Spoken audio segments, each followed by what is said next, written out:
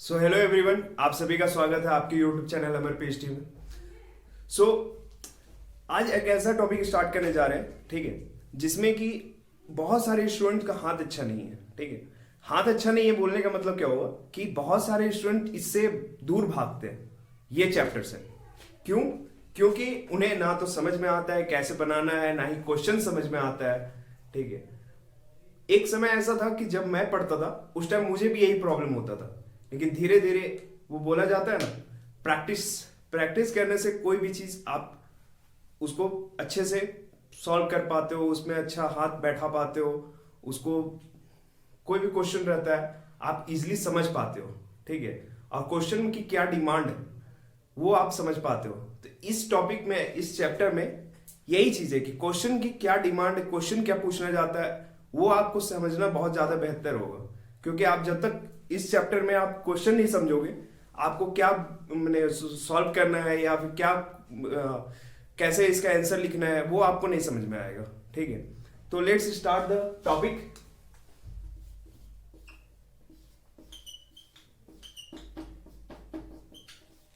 सो आज का टॉपिक है एनसीईआरटी चैप्टर 13। ठीक है, प्रोबेबिलिटी। ठीक है, ये एक ऐसा टॉपिक है जिसको हम देखकर ही दूर भागते हैं और इससे क्वेश्चन आना ही आना होता है। ठीक है, एक तो आपके बोर्ड एग्जाम में क्वेश्चन 5 मार्क्स के आएंगे, एक क्वेश्चन आएगा 3 मार्क्स के, ये दो आपके आने ही आने। सो आप इसको अच्छे मार्क्स लाना चाहते हैं, इसमें अच्छे मार्क्स लाना चाहते हैं तो आप इसको देखिए। मैं इसमें एक्सरसाइज वाइज इसे सॉल्व करता हूं और जो भी इंपॉर्टेंट होगा इस पे वो आपको बताऊंगा। ठीक है, और बेसिकली वैसे तो ये मैं वीडियो स्टार्ट करने का रीजन था क्योंकि आपका बोर्ड एग्जाम नजदीक आ चुका है। तो जो इस टॉपिक पे, जो इस चैप्टर पे जो भी आपका इंपॉर्टेंट क्वेश्चन रहेगा वही सॉल्व होगा। ठीक है, और आप नोट डाउन भी करते जाइएगा कि कौन कौन सा इंपॉर्टेंट क्वेश्चंस कराया जा रहा है। और एक हेल्प होगा आपसे कि आप अगर बैठे हैं वीडियो देख रहे हैं तो एनसीईआरटी की बुक अपने साथ लेकर चले, क्योंकि इसमें इस टॉपिक में ऐसा ऐसा क्वेश्चन रहता है उसे लिख पाना मेरे लिए पॉसिबल नहीं हो पाता। तो आप अगर सपोर्ट करेंगे, ठीक है, तो अच्छी बात रहेगी मेरे लिए भी। और ऐसे तो आप समझ भी पाओगे कि मैं बोलना क्या चाह रहा हूँ, इस क्वेश्चन में क्या पूछ रहा है, आप इजिली समझ पाओगे। बट अच्छा होगा ज्यादा कि आप बैठे हैं तो एनसीईआरटी की बुक आप ओपन करके रखें। ऐसा है कि एनसीईआरटी की बुक इसलिए बोला जाता है क्योंकि वो आप अगर सीबीएसई बोर्ड के लिए भी हो या जैक बोर्ड के लिए भी हो तो ये दोनों बोर्ड में काफी ज्यादा इंपॉर्टेंट रहता है। सो ज्यादा देर करते हुए नहीं स्टार्ट करते हैं 13.1।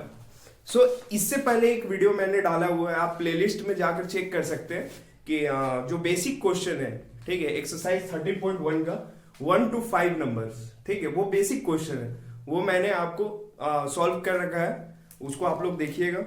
ठीक है, और भी अच्छे से ये समझ में आ जाएगा आपको। ठीक, सो आज स्टार्ट करते हैं। 5 तक तो मैंने करा चुका है, तो सिक्स नंबर और 7 नंबर, ठीक है, ये दोनों एकदम सिमिलर क्वेश्चन है। ठीक है, तो मैं स्टार्ट करता हूं 7 नंबर, ये इंपॉर्टेंट हो सकता है आपका। 7 नंबर, 7 नंबर में हम लोग को क्या निकालना है? PEF, probability of E/F। ठीक है, तो इसमें क्या है कि 2 coins are tossed once। ठीक है, मतलब क्या हो गया कि आपका 2 coins, पहले जैसे क्वेश्चन में क्या बोलता है आप उसको जल्दी जल्दी करते जाओगे। ठीक है, तो आप इजिली आप उसको सॉल्व कर पाते हो। ठीक है, क्योंकि क्वेश्चन क्या बोलता है, जैसे यहां बोला है कि 2 coins are tossed once, मैंने 2 कोइन है उसको एक साथ उछालते हैं हम लोग। ठीक है, तो 2 कोइन है तो उसका सैंपल स्पेस क्या हो जाएगा? इसमें हो जाएगा सैंपल स्पेस, एक तो हेड होगा दूसरा हेड होगा। ठीक है, क्योंकि 2 कोइन है ना। ठीक है, मान के चलो एक रुपया गया है, एक 5 रुपया गया है। ठीक है, 2 रुपया का तो आना भी बंद हो गया है। तो मान ये हेड आता है, ये भी हेड आता है, ये टेल आता है तो ये भी टेल आता है, ये अगर हेड आता है तो ये आपका टेल आता है, और ये टेल आता है तो ये आपका हेड आता है। तो सैंपल स्पेस तो इतने ही बनेंगे। तो इसको कॉम्बिनेशन में हम लोग कर लेते हैं। हेड हेड हो गया, टेल टेल हो गया, हेड एंड टेल हो गया, एंड टेल एंड हेड हो गया। ठीक है, आपका क्वेश्चन में पहला तो ये चीज है जिसमें क्या बोलते हैं हम लोग, ई दिया हुआ है tails appear on one coin. ठीक है, मतलब क्या है कि टेल, अगर आप बुक देख रहे होंगे तो आप, मुझे क्वेश्चन लिखने की जरूरत नहीं पड़ेगी। ठीक है, ई दिया हुआ है tail appear on one coin, इसका मतलब क्या हो गया, जिसमें टेल आ रहा है। ठीक है, टेल किस में आ रहा है, इस पे आ रहा है, इस पे आ रहा है, तो इसका सिंपल स्पेस क्या हो जाएगा, P H and H T. ठीक है, और एफ क्या बोलता है हम लोग को, एफ बोलता है वन कॉइन शोज हेड, मतलब एक कॉइन है आपका जो कि हेड शो कर रहा है। ठीक है, तो एक कॉइन, ये तो दो कॉइन है, दोनों हेड हो जाएगा, इसमें दोनों टेल है, तो यही हो गया। ठीक है, तो T H tail head and head tail, तो ये हो गया आपका एक। तो इसका प्रोबेबिलिटी क्या बनेगा, हमारे पास है चार कॉइन, चार टोटल होंगे, सैंपल स्पेस चार हुए। ठीक है, और हमारा क्या हो गया, P क्या हो गया, प्रोबेबिलिटी ऑफ E 2/4, 2/4, तो ये कटेगा तो ये 1/2, और P F क्या होंगे हमारे 2/4। तो हम लोग बात कर चुके थे इससे पहले, आप लास्ट वीडियो देखिए जो इजी था, वो वाला आप देखेंगे तो आपको पता चल जाएगा कि उसमें हम लोग ये कैसे निकालते हैं, आपको कैसे निकालते हैं। तो हम लोग पहले निकालेंगे E इंटरसेक्शन F, जो ये दोनों में सिमिलर होगा। तो ये दोनों में आप लोग देख रहे होंगे कि सिमिलर कौन सा है, दोनों ही है, क्योंकि ये दोनों हेड, आपका क्वेश्चन में क्या था, टेल्स है और हेड है। ठीक है, तो इसमें भी टेल है, इसमें भी हेड है। तो जो इंटरसेक्शन का मतलब क्या होता है कि जो दोनों में कॉमन, ठीक है, वो हो गया इंटरसेक्शन। तो ये भी हो गया क्या आपका 1/2। अब क्या है, इसका फॉर्मूला क्या होगा हमारा, इसका फॉर्मूला होगा आपका, आपको दिखे या ना दिखे, देखिए अब दिखना चाहिए। ठीक है, इसका फॉर्मूला क्या होता है, अगर हम लोग निकालते हैं P E stroke F is equal to E, sorry E हो गया P E, प्रोबेबिलिटी इसको लिख लेते हैं, ये हो गया probability of E intersection F by, जो ये लास्ट वाला रहता है ना वो नीचे में आता है। ठीक है, F है, सॉरी F, तो ये क्या हो जाएगा, ठीक है, तो ये आपका हो गया 1/2 बाई F क्या है हमारा 1/2। तो इसको सॉल्व करेंगे हम लोग कैसे, देखिए 1/2। ठीक है, तो इसको सॉल्व करेंगे तो हमारा आएगा, इसको मैं यहां पे ले जा रहा हूं, ठीक है, आपको सुविधा होगी। तो ये 1/2, और ये जब सॉल्व होगा तो ये इंटू जाएगा 2/1 is equal to 2/2 is equal to 1। तो हमारा जो क्या हो जाएगा, फर्स्ट का आंसर हो जाएगा 1। ठीक, सेकेंड में क्या है कि नो टेल्स अपीयर, मतलब ना ही टेल्स होगा ना ही हेड होगा।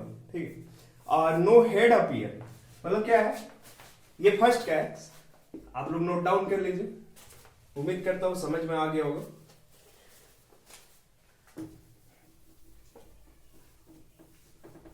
देखो इसमें क्या बोलता है कि ना ही हेड हो, पहला ई में क्या बोलता है, नो टेल अपीयर, मतलब यहां पे हमारे टेल नहीं हो पाएगा, तो टेल इस पे नहीं है, तो इसका हो गया एच। ठीक है, तो ये हो गया probability of E is equal to 1/4। ठीक है, क्योंकि नीचे वाला आपका इससे आता है, सैंपल स्पेस से, यहां से आता है। ठीक है, ये जितने रहेंगे उसको काउंट कर लेना, और ये जितना रहेगा ये ऊपर में होगा। ठीक है, और एफ में हमको क्या बोलता है, नो हेड अपीयर, मतलब क्या है, ये वाला टेल। ठीक है, तो पी एफ क्या हो गया 1/4। सेम चीज है इंटरसेक्शन में, देखो इंटरसेक्शन में क्या हो जाएगा कि ना ही टेल होना चाहिए ना ही हेड होना चाहिए, तो वैसा तो कुछ है नहीं। ठीक है, तो हमारा क्या हो जाएगा ये 5, मतलब क्या हो गया कि आपका P इंटरसेक्शन, इसका प्रोबेबिलिटी क्या हो गया 0। ठीक है, क्योंकि कोई चीज कॉमन है नहीं इस पे। ठीक है, तो ये क्या हो गया 0। तो अब इसमें हम लोग कैसे निकालेंगे, PE/F is equal to, same formula हम लोग यूज करेंगे, PE intersection F by PE, sorry F।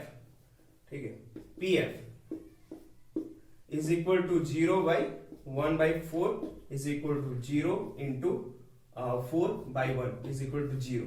ठीक है, तो ये आप लोग देख रहे होंगे। 8 नंबर आपका एग्जाम्पल है, जो कि एग्जाम्पल नंबर 5 है, सेम टू सेम है, इसलिए वो बताने की जरूरत नहीं है। नाइन्थ नंबर थोड़ा सा लग रहा है कि वो इंपॉर्टेंट हो सकता है। ठीक है, तो हम लोग 9th नंबर डायरेक्ट आते हैं।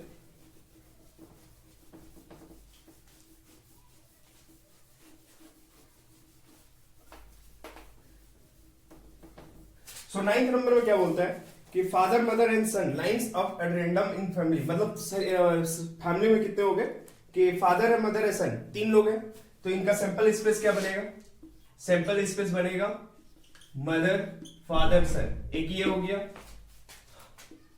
मदर सन फादर, एक ये हो गया, मदर हम लोग शुरू में ले लिए मदर, अब हम लोग फादर को लेते हैं, फादर मदर सन। ठीक है, फिर फादर सन मदर, ये हो गया, फिर हम लोग एस से लेते हैं, मतलब सन से लेते हैं, सन हो गया, फादर हो गया, मदर हो गया, सन हो गया, मदर हो गया, फादर हो गया। ठीक है, तो हमारे क्या होंगे टोटल सैंपल स्पेस 6। अब इसमें क्या होता है, इसमें आप एक चीज लिख ले, फादर को डिनोट किया है मैंने एफ से, मदर को डिनोट किया है एम से, और सन को डिनोट किया है मैंने एस से। फादर मदर सन। ठीक है, तो इसमें क्या बोलता है, सन ऑन वन इंड। ठीक है, ई क्या हो गया आपका, वन इंड में बोलता है, तो इंड में देखिए किसमें है, इसमें है, इसमें है, इसमें है, इसमें है। ठीक है, ये तो नहीं बोला है ना दाई मैंने दाई और सबसे आखिरी होना चाहिए या बाई और सबसे आखिरी होना चाहिए, ये तो हम लोग को बोला नहीं है। तो इसका ये क्या हो गया आपका, ये आप यहां पे लिख लोगे, तो ये क्या हो गया, probability of E is equal to 4, और टोटल नंबर कितने हैं 6, 2/3। अब प्रोबेबिलिटी ऑफ एफ, इसमें क्या बोलता है हम लोग को, इसमें बोलता है फादर ऑन मिडल। देखिए किसमें फादर मिडल पे है, तो एक ये हो गए, ठीक है, और एक ये हो गया। ठीक है, तो ये क्या हो गया 2/6 इज इक्वल टू 1/3।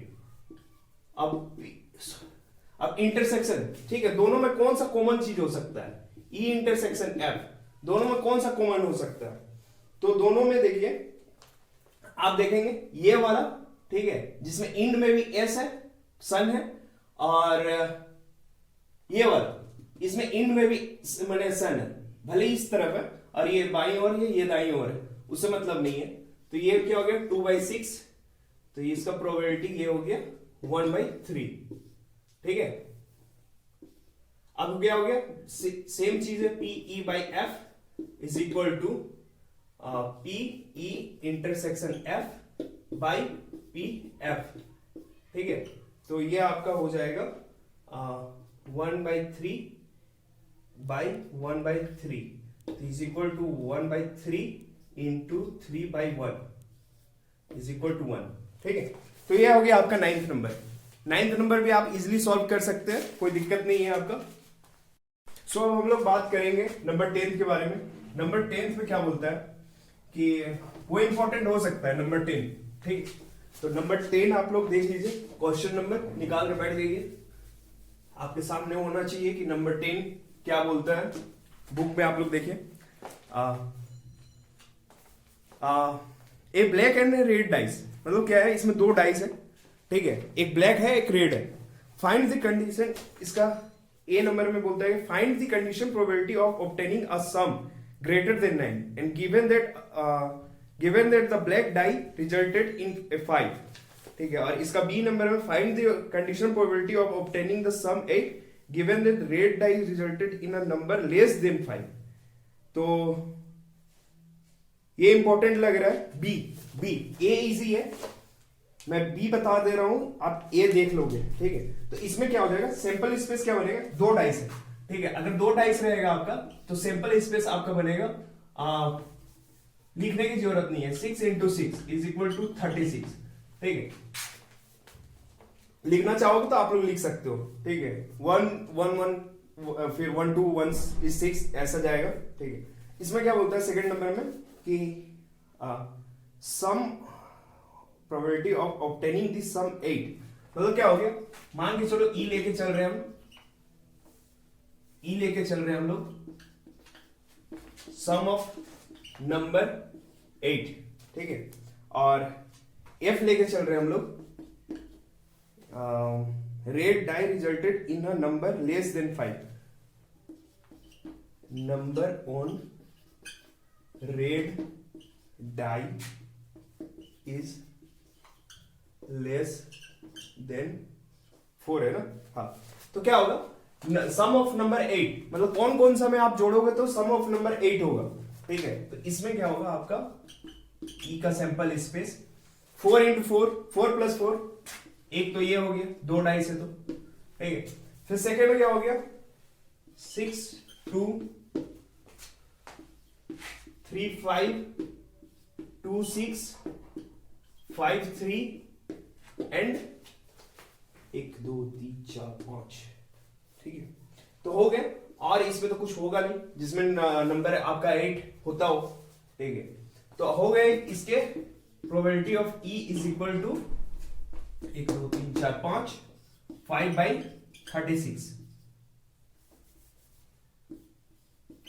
ठीक है। अब एफ क्या होगा, एफ में क्या है, number on red die is less than 5, ठीक है। तो रेड डाई नंबर जो कि लेस देन होना चाहिए 4, सॉरी हाँ, number on red die is less than 5, 4 है, ठीक है। तो कौन कौन सा वैसा होगा, तो इसमें आप लिख लीजिए इसका 1 1, ठीक है, 1 2, तो ऐसे ये जाएगा 1 6 2 1 2 1 2 2, ये जाएगा 2 6 3 1 3 2, ये जाएगा 3 6, हाँ 4 में नहीं आना चाहिए, ठीक है, ये आपका 4 नहीं आएगा। तो आपके कितने हो गए 6 6 5 6 18, तो एफ क्या हो गए हमारे 18/30 इंटरसेक्शन वाले पे। तो ई इंटरसेक्शन एफ क्या होगा, देखो दोनों में क्या कॉमन चीज हो सकता है, एक तो 2 6 हो सकता है, ठीक है, और एक 3 5 हो सकता है, यही दो चीज कॉमन हो सकता है, ठीक है। क्योंकि इसमें क्या है 3 5 है एंड 2 6 है, तो 2 हो गए, तो आपका इसका प्रोबेबिलिटी क्या हो गया 2/36, ठीक है। तो आप डायरेक्ट निकालो पी ई एफ, ठीक है, is equal to P E intersection F by P F, ये फॉर्मूला आप लोग रट लो, ठीक है। 2/36, ये ऊपर की ओर जाएगा तो ये मल्टीप्लाई होगा 36/18, 36 क्रॉस हुआ, दैट्स इट 1/9। तो ये हो गया आपका आंसर। तो आप सेम चीज ऐसे आप यूज कर सकते हो ए पे, ठीक है। ए पे इससे इजी है, इससे पहले जो बताया उस टाइप का। तो 11 नंबर पे है, 11 नंबर पे सेम चीज है, ठीक है। 11 नंबर बताने की जरूरत नहीं है, उसमें फेयर डाइस बोला है, फेयर डाइस कभी भी पूछेगा ना तो 1 2 3 4 5 6, ये हो गया फेयर डाइस, इसको आप नोट डाउन कर लो। ये 10th का बी था, ठीक है, और ये 11th का फेयर डाइस, ठीक है।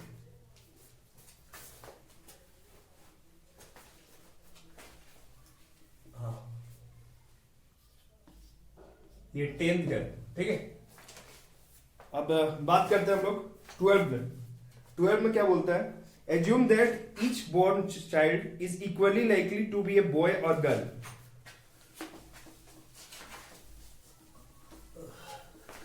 उम्मीद करता हूं आप सभी बुक देख रहे होंगे और वीडियो समझ में आ रही होगी, क्वेश्चन जो बता रहा हूं, ठीक है। तो वीडियो में जुड़े रहे और पसंद आए तो लाइक सब्सक्राइब जरूर करें, ठीक है, और शेयर भी कर दें,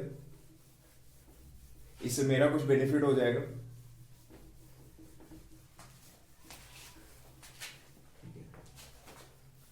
वो तो लाइक और सब्सक्राइब करना आपकी मर्जी है, ठीक है, मैंने तो ऐसे ही बोल दिया, प्रॉफिट हो जाएगा।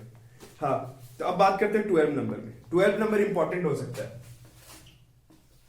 ठीक।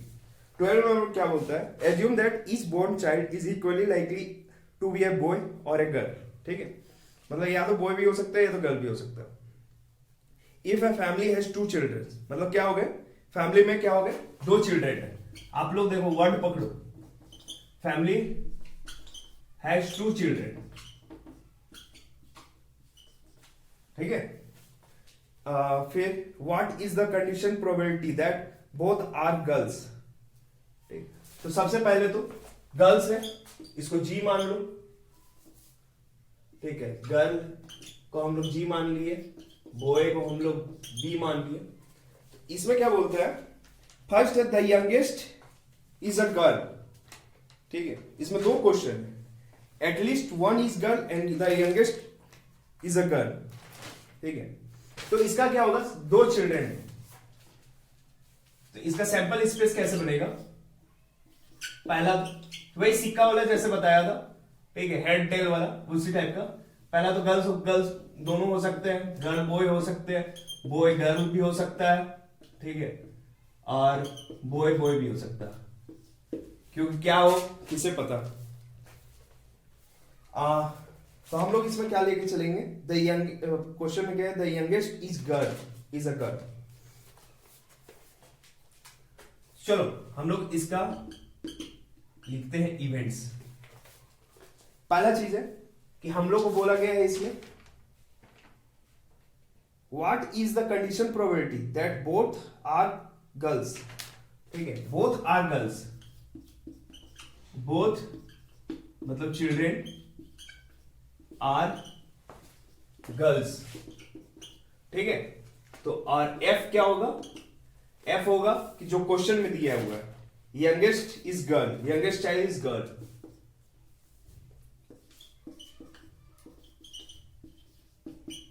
यंगेस्ट चाइल्ड इज गर्ल,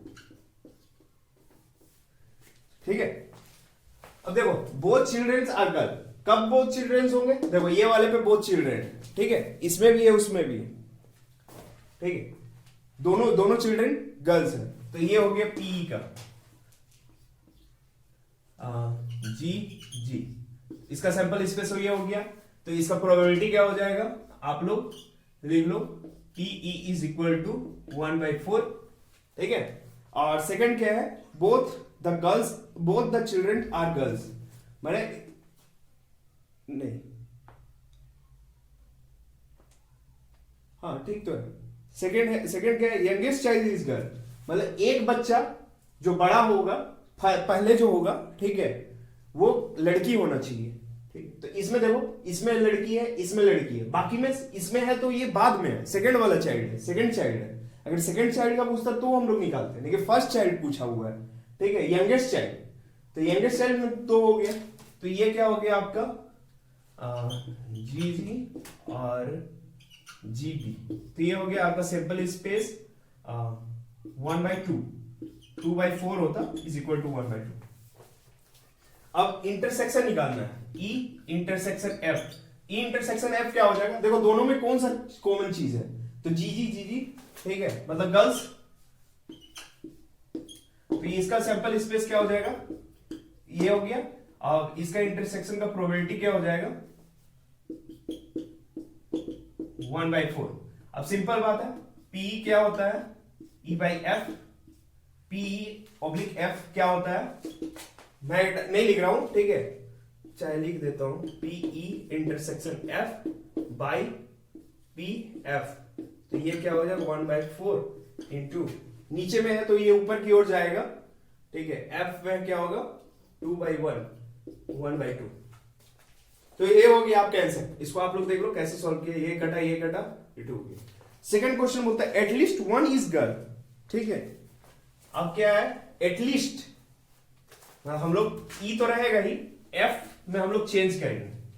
इसमें क्या बोला, एटलीस्ट वन इज, हाँ वन इज गर्ल। तो हम लोग का जो इवेंट्स रहेगा, ई में तो सेम रहना चाहिए, ठीक है, सेम रहेगा। एफ में हम लोग का चेंज होगा, एटलीस्ट, हाँ at least one is girl. At least one is girl मतलब क्या है कि देखो बच्चा या तो लड़की बड़ी भी हो सकती है या लड़की छोटी भी हो सकती है, तो कोई ऐसा इशू नहीं है, ठीक है। तो इसमें हो जाएगा हम लोग, एक चीज और जुड़ जाएगा, आप लोग इसको लिख लो, यहां पे ये जुड़ गया बीजी, ठीक है, ये जुड़ गया। तो हो गया क्या 3/4। ठीक है, अब दोनों में देखो कॉमन चीज कौन सा है, कॉमन चीज वही है ये जी, ये दोनों चीज में कॉमन है। ठीक है, दिख रही है ना, हाँ दिख रहा हो, ठीक, तो सेम चीज हो गया 1/4 ही होगा। बस हम लोगों को क्या होगा यहां पे चेंज हो जाएगा, ये 1/4 इसका वैल्यू और बाई 3/4, तो ये क्या होगा 1/4 इंटू 4/3, तो ये कट गया 1/3, तो ये हो गया। तो आपका 12 नंबर भी इजी है, 13 नंबर हो सकता है पूछ से। ठीक है, तो 13 नंबर भी हम लोग ट्राई कर लेते हैं एक बार। ये सब बेसिक क्वेश्चन है, तो उतना ज्यादा इस पे पूछे या नहीं पूछे उतना नहीं बोल सकता हूं, लेकिन हाँ अगर 3 नंबर का क्वेश्चन हुआ तो आपका कंडीशनल प्रोबेबिलिटी से पूछ सकता है। ठीक है, देखो इसमें क्या बोलता है, an instructor has a question bank, ठीक है, consisting of 300 easy true false question. ठीक है, मतलब क्या है, उसके पास 300 है किताब, 300 इजी ट्रू फॉल्स क्वेश्चन। तो हम लोग क्या क्या दिया हुआ है उसको लिख लो, इजी ट्रू फॉल्स मान के चलो, इसको ए लेके चलो। ठीक है, फिर क्या है 200 डिफिकल्ट ट्रू फॉल्स, ठीक है क्वेश्चन, फिर यहां क्या आ गया डिफिकल्ट आ गया, डिफिकल्ट ट्रू फॉल्स,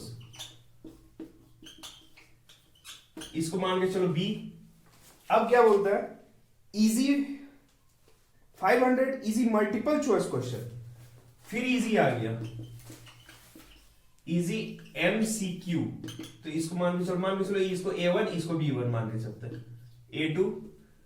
फिर क्या बोलता है क्वेश्चन में 400 difficult multiple choice question, 400 difficult MCQ की है हमारे पास भी B2।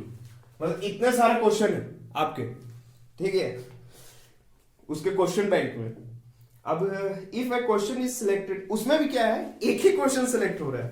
If a question is selected at random from the question bank, what is the probability that it will be easy question given that it is a multiple choice question. मतलब क्या होना चाहिए, इसमें होना चाहिए। ठीक है, तो इसका वैल्यू क्या क्या दिया हुआ, A1 का हमारे पास वैल्यू है 300, B1 का वैल्यू है हमारे पास 200, A2 का वैल्यू है 500 एंड B2 का वैल्यू है हमारे पास 400। इसमें क्या है कि एक क्वेश्चन सिलेक्ट करता है रेंडमली। ठीक है, हम लोग को क्या प्रोबेबिलिटी फाइंड करनी है, what is the probability that it will B an easy question. ठीक है, और जिसमें कि दिया हुआ है हमें कि वो कि एक मल्टीपल क्वेश्चन होना चाहिए। ठीक है, एक तो इजी भी होगा और ऊपर से मल्टीपल भी होगा, तो उसका प्रोबेबिलिटी का कैसे लिखेंगे हम लोग, देखो probability of A1 plus A2। ठीक है, क्योंकि इजी दो टाइप का है, ये भी इजी है ये भी इजी है। अब हम लोग को क्या है वो MCQ है। ठीक है, MCQ है, तो MCQ क्या है, ये दोनों MCQ है, A2 प्लस B2, तो ये हो गया हमारा एक कंडीशन, ये चीज, ये इसको अब निकालना है हम लोग को।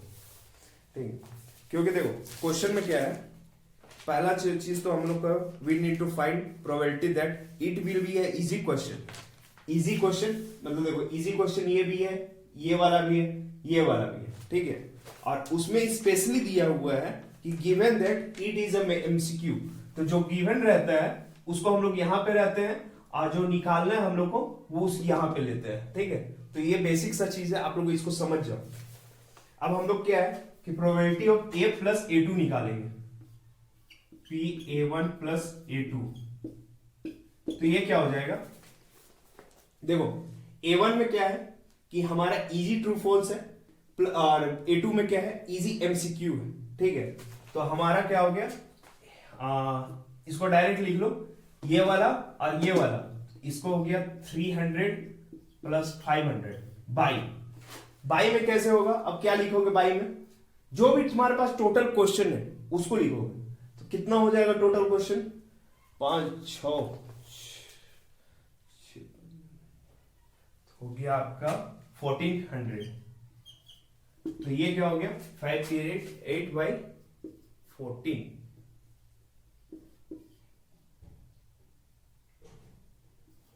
ठीक है, तो ये क्या हो गया आपका? ये कटेगा तो 4/7। ठीक है, अब निकालेंगे हम लोग A2 plus B2। A2 plus B2। अब देखो A2 प्लस B2 में क्या है? A2 देखो क्या है? 500, हम लोग लिख दिए 500 प्लस B2 क्या है? 400। अब बाई 1400 तो क्या हो गया? 900/1400 इज इक्वल टू 9/14। ठीक है, अब क्या है? जैसा हम लोग निकालते थे, मान के चलो कि A है, A इज इक्वल टू ये B है। ठीक है, तब इसका हम लोग क्या निकालते थे? A इंटरसेक्शन B निकालेंगे। E और F में आप लोग समझते आए हो, तो E ले लो, इसको F ले लो, तो E इंटरसेक्शन F निकालेंगे। तो हमारा क्या हो जाएगा? PA1 plus A2 intersection A2 plus B2। ठीक है, तो अब ये क्या होगा? देखो दोनों में कौन सा कॉमन चीज है?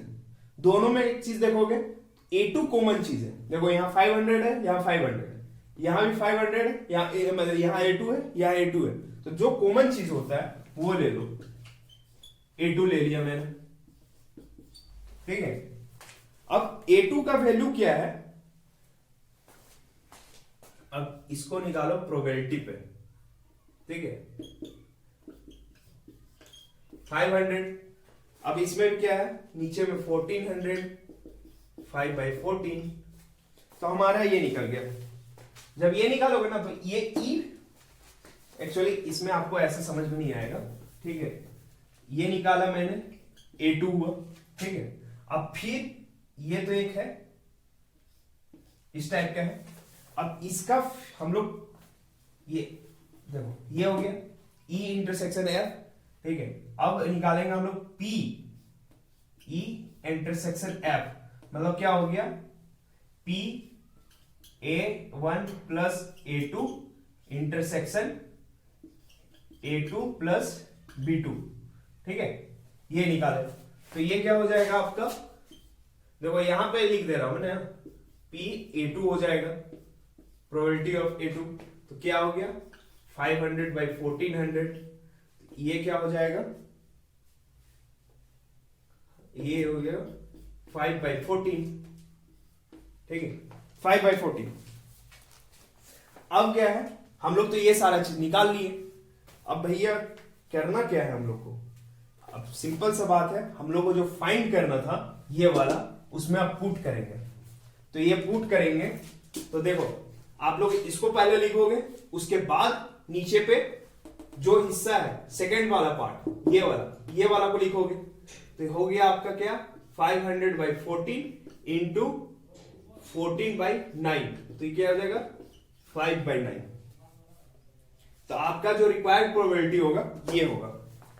ठीक है, अगर समझ गए होगे। ठीक है, ये मैंने लेके चला है E/F करके। ठीक है, तो E/F को हम लोग कैसे लिखते थे कि इंटरसेक्शन ये वाला पार्ट, ठीक है, ये वाला पार्ट, ठीक है, उसी को मैंने शॉर्टकट करके लिख लिया है। तो आप लोग समझ जाओगे, ऐसा बात नहीं। Probability of E intersection F। ठीक है, तो वो क्या होगा? Probability of A plus A2 intersection A2 plus B2। ठीक है, तो वही चीज यहां पे उसको ले जाओ, वो ऊपर में लिखोगे। ठीक है, इसका वैल्यू क्या आया? 5/14 आया। और क्या है? ये नीचे पे रहता है F वाला हिस्सा, मतलब ये PE/F होता है। तो F वाला हिस्सा नीचे में रहता है। तो F का वैल्यू हमारे पास दिया हुआ है 9/14। ठीक है, तो 9/14 हो गया। तो इस तरह से हमारा रिक्वायर्ड प्रोबेबिलिटी हो गया। अब इसके बाद क्या है कि हम लोग MCQ लास्ट पे करेंगे। ठीक है, अभी मैंने जो स्टार्ट किया है, मैंने एक्सरसाइज बताना स्टार्ट किया है। उसमें जो इंपॉर्टेंट क्वेश्चन रहेगा उसको आप लोग देखोगे और टिक करते जाओगे। तो मैंने अभी तक में टोटल क्वेश्चन बताया है 7, 9, 10, 11, 12, 13, 11th मैंने हिंट दिया था, इतना सारा क्वेश्चन अभी तक बताया ये वाला में आज की वीडियो में। तो आप लोग इसको पढ़ो, समझो, ठीक है, और उम्मीद करता हूं आपको समझ में आ गया होगा। और प्रैक्टिस करो, नहीं समझ में ये आया होगा तो प्रैक्टिस करो, प्रैक्टिस जितना करोगे उतना अच्छा तो आपका हाथ क्लियर होगा, मतलब उसमें अच्छा पकड़ बनेगा आपका, ठीक है। हाथ क्लियर होने का मतलब यही है। सो अब इसके बाद कल वीडियो आएगा एक, ठीक है, जो कि आपका 13.2 से रहेगा, इंडिपेंडेंट इवेंट्स।